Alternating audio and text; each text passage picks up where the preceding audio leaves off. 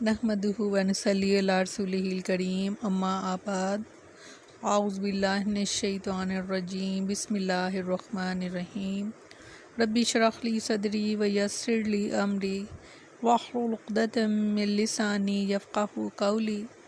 अस्सलामु अलैकुम व रहमतुल्लाहि व बरकातुहू। कैसे हैं आप सब? इंशाअल्लाह खैर आफियत से होंगे। अल्लाह ताला आप सबको अपने हिफ्ज़ व मान में रखे, आमीन सुम्मा आमीन। तीसरा पारा सूरत आल इमरान, आयत नंबर 29। लफ्ज़ी तर्जमा।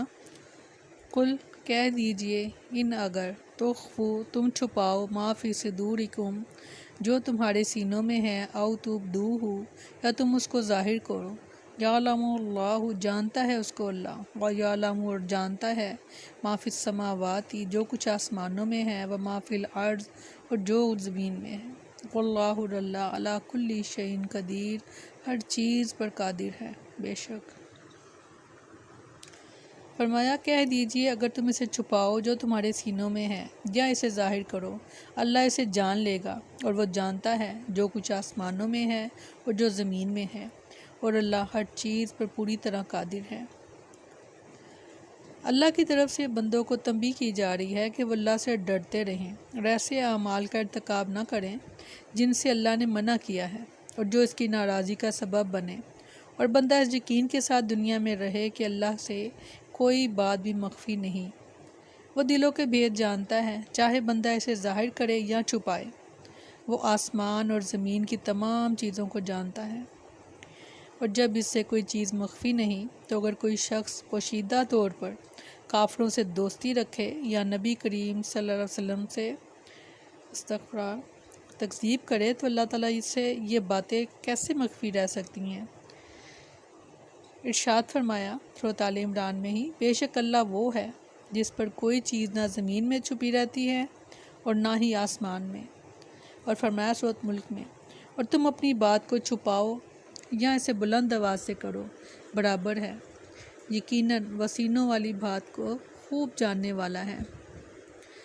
सूरत मुमतहना में फरमाया, तुम इनकी तरफ छुपा कर दोस्ती के पैगाम भेजते हो, हालांकि मैं ज़्यादा जानने वाला हूँ जो कुछ तुमने छुपाया है और जो तुमने ज़ाहिर किया है। अल्लाह ताला हर छुपे खुले को जानने वाला, अल्लाह ताला आलमुल गैब।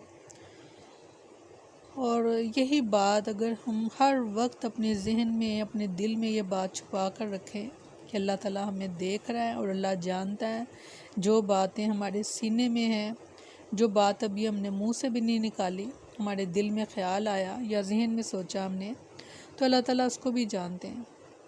और जब हम चौड़ी आँख किसी चीज़ की तरफ देखते हैं, तो अल्लाह ताला उस आँखों की ख़यानत को भी जानते हैं,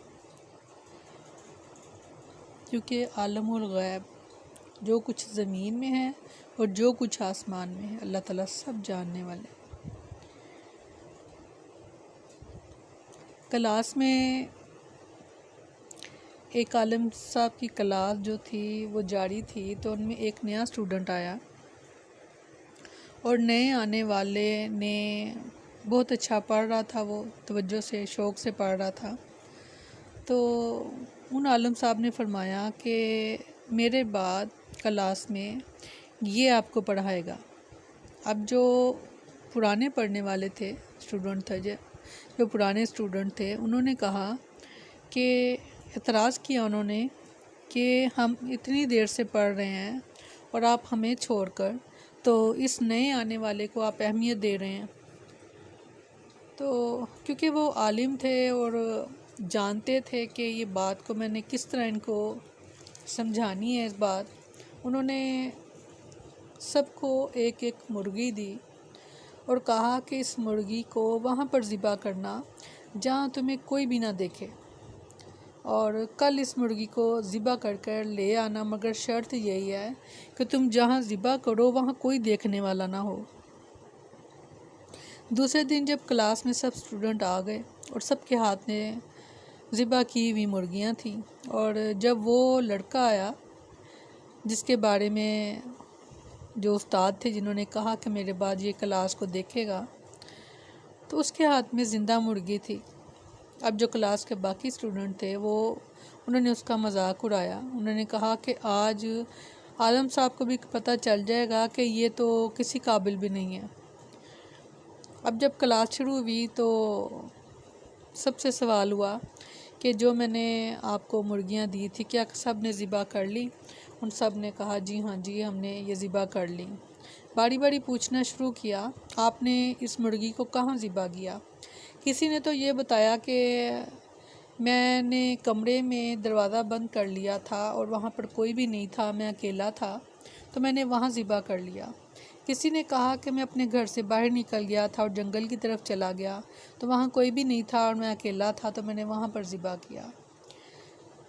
کسی نے کہا کہ میں کسی کونے میں چلا گیا جہاں مجھے کوئی نہ دیکھ سکا تو میں نے اس کو وہاں ذبح کیا۔